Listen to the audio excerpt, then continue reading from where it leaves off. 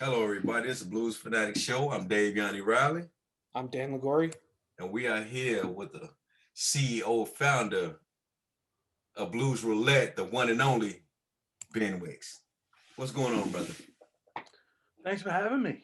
I'm really excited to talk to you guys about blues and what's going on down here in Australia.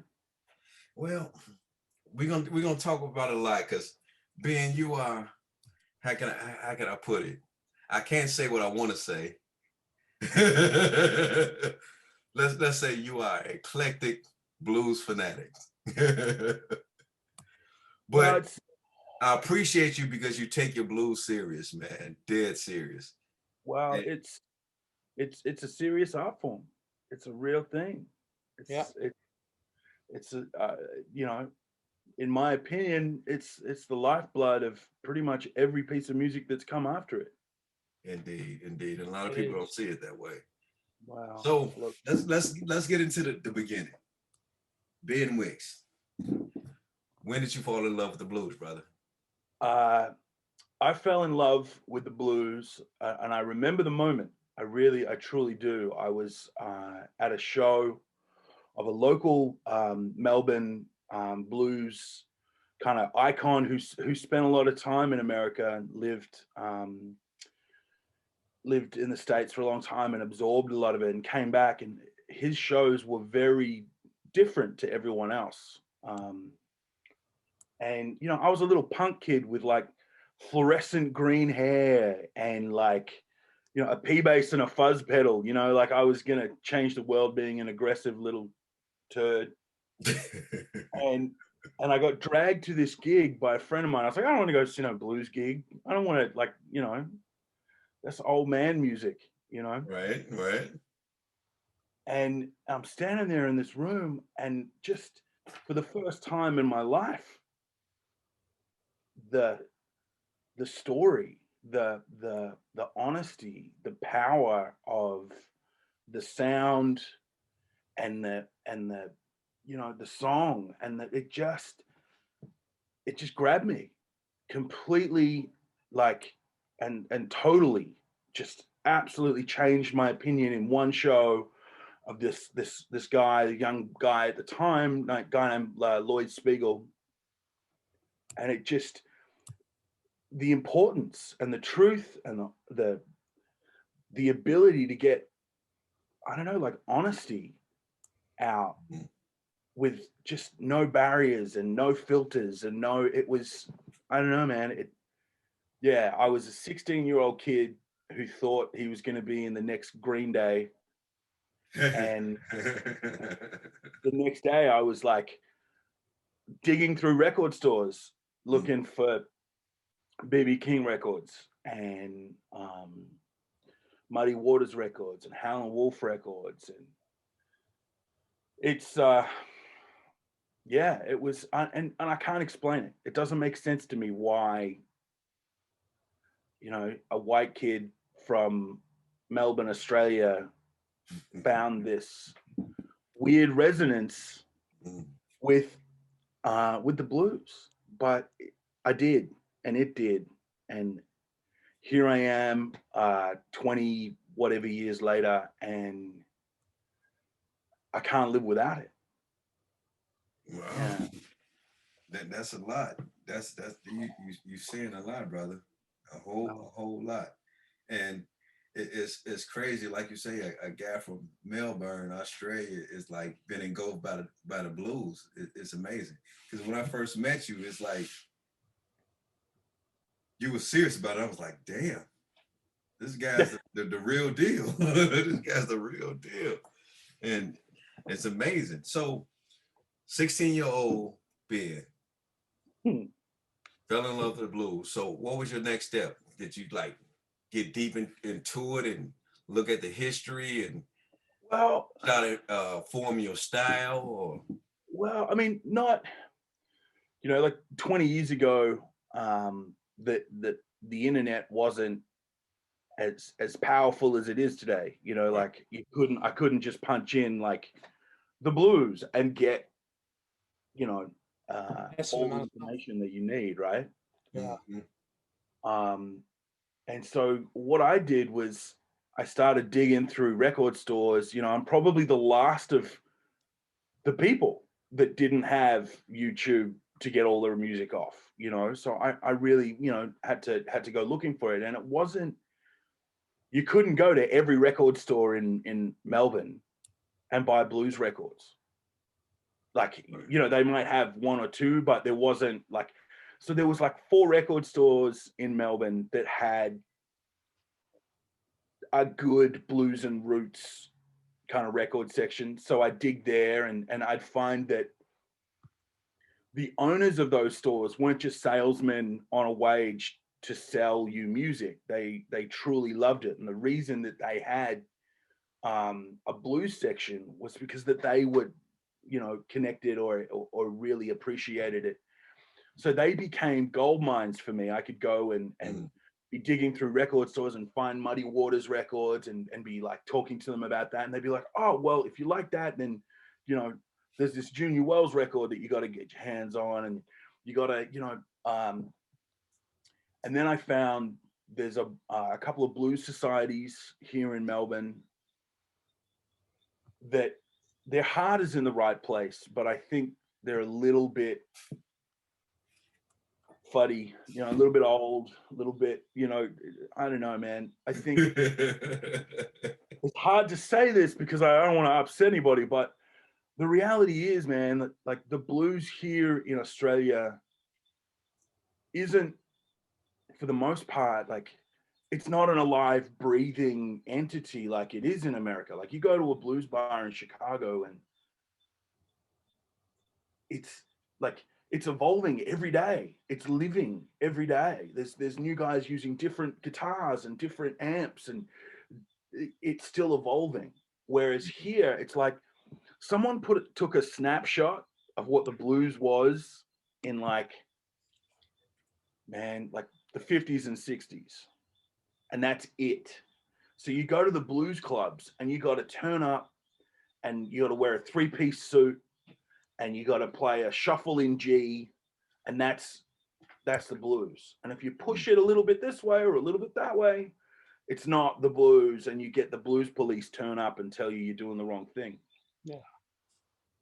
So while I was discovering and digging and finding a lot of this old, well, in my, you know, for my, you know, from my perspective, you know, older chess record stuff, and I was also encountering a lot of this like rules around what the blues was. You know, it had to be like this, and it had to be a 12 bar, and it had to be a song about, you know, heartbreak, or it's like, well, no, blues is like a feeling. It's a whole thing. Feeling, yeah. It's not just. I mean, many things. You know, it's be about having a great day. I mean, it's a lot about life. You know, I mean, I think a lot of people may see it in that other way, but it's about life. It can mean really anything. I mean, you could hit the lottery and it'd be blues. You know. Oh yeah. Well, and I think because we are so far away from, well, everything, right? Here in Australia, we are at like the furthest point from anything. Everything. Everything, right? And even though like the world is a small place now because of the internet and you know, low cost flights and all the rest of it, but that mentality is still alive and present. Like we're still constantly kind of, I guess, struggling to be told what a thing is so we know what we're looking at, rather than just being comfortable enough to see what it is and call it what it is, or let it evolve in its own way. And it's, you know, there's pros and cons to that, but definitely, you know, I mean, it was very special for me being on stage with your old man and have him call tunes, and I knew them all. There was no like, oh, how does that go? It's like, no, yeah, all right, cool, I got this. Like the playbook is in here, like I've got it. And I remember coming off stage and you saying to me, man, like no one knows all those tunes. Like, like how did you know though? And it's like, well, that's respect, you know, Definitely. and Yeah. knowing that the blues has this incredible history that seeped in generations, well more than I can even comprehend, of storytelling and truth and honesty and struggle. How did you know that you wanted to be your life though, bro? I Because don't think I had a you choice. you steeped it and you serious about it. I didn't. I mean, I've done a lot of things in my life. You know, I grew up in a household that um, was, you know, pretty poor, and you know, like 5 kids on a one income kind of vibe. And my mother always just said, like, find that thing that makes you happy and follow it until it doesn't make you happy anymore, and then find something else. You know, like that's actually what life is about. And at 16, when I found this blues thing and I just started pulling on that thread, here I am 20 years later, still pulling on that thread, still learning, still excited, and still feeling personally blessed to be able to get on stage with people and help them find their blues, help them express their thing, help them talk about their day, you know, and get that out. Like, I think that it's you know, I work really hard, but I would do it for free if I could continue to do what I'm doing and helping people express themselves. Yeah. Yeah, blues is one of those things, man. Once you get a hold to you, man, you fucked. There's no getting That's a out. good thing, though. That's a good thing, though. You know, I mean, it's just it's an emotion, and like you said, Ben. I mean, we've talked to many musicians, but the blues is really where it all started. I mean, outside we've before the blues. I mean, you had maybe symphony music or Beethoven. I mean, blues was really where all these other music, everybody people were influenced by. I mean, I guess it's like I wish more of these other genres would be more tribute to the blues and say we started because of the blues, and a lot of bands were the blues at one point and then became rock or something else. But I wish they would all more tribute to it because they took the foundation of blues and now they became something else. But I think it's the blues is where it all started, and I think people that really understand this music know it's like Dave, you've said we've stood the test of time and continue to.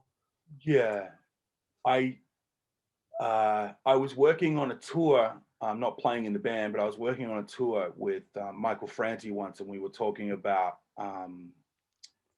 you know, different blues, you know, and he's probably lifted this idea from somewhere else, but he said to me that there'll always be the McDonald's of music. There'll always be your pop music, and there'll always be that thing that you think you like and you think you need, but your body doesn't really need that. No. But at the other end of that same scale, there'll always be steak. There will always be vegetables. There will Right. always be blues. There will always be jazz. There will, like, those things that our souls and our bodies need will Yeah. always be there, and they're not going anywhere. Exactly.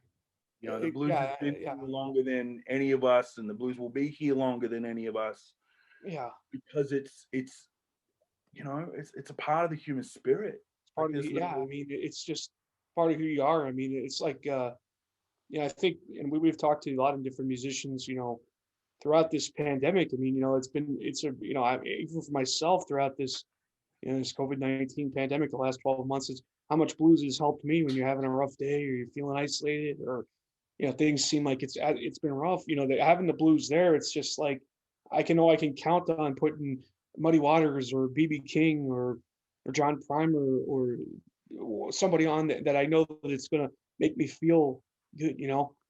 It's a big part of it, and having it, part of life. I completely agree, and I totally understand. I mean, we had the lockdowns here in Melbourne were really extreme and very quite long. And I mean, I know that it's kind of been a little bit different for you guys depending on where in America you are. It's been a little different in every place, but for the most part, I'm in Arizona. I'm in Arizona. Dave's in Chicago, but really throughout the whole 50 states, everybody's been affected strongly over the last 12 months. I mean, it's just been, it's been rough. Yeah. I was lucky enough to spend some time in Phoenix last year. I had a blast. So much great blues going on in that town. You got a chance to go to the Rhythm Room? Yes, a couple times. Great. And so you got a chance to meet Bob Cortor, the harmonica player? Well, no, I think he was in Europe playing shows. Was he in Europe? Oh, okay. So I didn't meet Bob, but he is the owner, yeah. Yeah, we've actually got like quite a few friends in common. Yeah. So yeah, I was looking forward to meeting him, but he's really taken blues and putting the blues in Phoenix, and it's become like Dave, you've said it's like how in Clarksdale it's like the that has their own ground zero, but the Rhythm Room is like the ground zero of Phoenix, Arizona. Yeah. So that's another thing that I think the blues is really capable of, and that bringing people together. Like you find someone with the call to make it happen. Yeah. And people come out of the woodwork and get involved. Yeah, that whole if you build it, they will come thing is kind of. I certainly agree. And I think the fairs and I mean, like here in the States, we've had a lot of the like the or I should say festivals. That's really helped. I mean, fortunately, with the pandemic, everything last year it didn't happen. But I think that in the festivals, at least here in the States, has brought people together and to know, hey, there's a festival going on in your old community. So I think that's really helped, especially for, as we've talked about on the show, younger people that are, in their 20s, 30s, like, hey, there's an opportunity to go out and see blues, and so that I think has really helped out. Yeah. It's trying to engage with younger people and trying to pull younger people into the blues. Yeah, I mean that brings up a good question because Aaron Pollock, right? Yeah, I do. Yeah, Aaron was on yesterday, and we had in our conversation we're talking about the idea of trying to draw in some younger people, but and one of the things that Aaron had mentioned is he likes hip hop, pop, classic rock, and some of the other genres, and thought that maybe if it was done right, mixing like say hip hop with blues. I mean, I know everybody has a different opinion on that. What's your thoughts on that? I'm myself a blues traditionalist, so I don't like mixing, putting necessarily blues with something else because I feel like the genres, it's a whole different genre. I mean, what's your thoughts? And I know it crosses a line. And well, I mean, the reality is, as a bass player, every time I pick the instrument up, whether I'm playing a punk gig or a metal gig or a hip hop gig, I'm playing the blues. Yeah, it's all the blues to me, and so in my opinion, those genres are kind of gray, wavy lines anyway. Yeah, and I think that, I mean, I definitely have a respect for the blues that I don't necessarily have for a lot of other styles of music. Right. And look, I would love to see the energy and the youth that I see at hip hop shows. Yeah. Or blues pop shows. Yeah. Right? Or the same at blues shows. Yeah. Yeah. So, and there was a band here in Melbourne that gave it a really good go of trying to kind of bring some of that hip hop sample rhythmic stuff into the blues. They gave it a good go, but it kind of didn't hit the mark with either crowd, so I think, like all evolutions in music, it's not so much about someone sitting back and going, well, if I can steal this bit of hip hop and then sing like a blues guy, and I'll create this new thing and it'll be amazing. Well, what's going to happen is someone like Gary Clark Jr. is going to come along and just accidentally do that because that's his truth and that's his blues, and that's going to excite a whole bunch of young people. Do you think that it also, I mean, I was asking Dave this here, with mixing hip hop and blues, you know, my thought about it is that, you know, the one thing that I would like caution is that, you know, that if you mix the hip hop with blues, and being hip hop has the popularity that somehow hip hop becomes like, people will listen to it and think, well, it becomes more about the hip hop and not about the blues part of it. So that's where I was like, you know, where it's being done in the correct way, you know, where it's people are saying, you know, there's blues here and it's not, you know, blues mixed with hip hop, and everybody all of a sudden thinks, well, this is just hip hop, and where's the, you know, how does it tie it back into the blues? You know what I'm saying? Well, I mean, hip hop ties back into the blues regardless of what you've done. Sure. Yeah. You know, I'm just saying, for the most people, like, of hip hop, and at least hip hop here in America, you listen to a hip hop station here in America, they're all, I mean, they're looking at the hip hop of now. And I mean, most people, you talk to hip hop fans in America and you would say hip hop, and they'd be, you know, you try to bring blues back into the found fathers of blues, and they would probably not know most of it. So, I mean, like, getting people to know, you know what I'm saying, knowing that, like, exactly what you just said, but the audience understanding that, you know. Yeah, well, and that kind of ties back into that idea that someone's going to come along, Sure, and lay down their truth, and it's going to roll out like that, and it, you know, not to get too existential about labels and boxes about where we put music and whether it's this or whether it's that. It's like, you know, the idea of telling a story honestly and leaving space for you know, other people to interpret that truth is kind of, in my opinion, kind of where the blues is at. And all art that's what art is. Yeah. So, I mean, Everlast gave it a kind of weird go in the 90s, and like, and I really like those records. I still go back and play those records because they got some deep grooves on those records. Which band is that now? Everlast, the dude from Okay. he was like the MC in something else that was really famous. And like this Irish hip hop band, hip hop group. Yeah. Yeah. But you know what, Ben? It's like a lot of blues traditionalists don't like hip hop. But my opinion, blues and hip hop is so parallel that a lot of people don't understand. When blues came out, it was shunned. It was the devil's music. Don't let your kids listen to it. It was politically incorrect, all of that. Right. Now, let's go to hip hop. Don't let your kids listen to it. It's devil's music. You know, it's politically incorrect. It's the same exact thing. Different melody, but they did the same course. It was the music for the people at the time. So would you say there's more parallels? I mean, I'll ask you too, Ben. Blues and rock more parallel, or blues and hip hop? I mean, what's your thought first, Ben? Well, rock is, you know, I don't want to upset anybody, but no. Wait, let me ask you this, Ben. When did you start being so peaceful, brother? When someone turned a camera on and recorded it, put on the internet. He said, "I don't want to offend anyone." Look, you know, rock.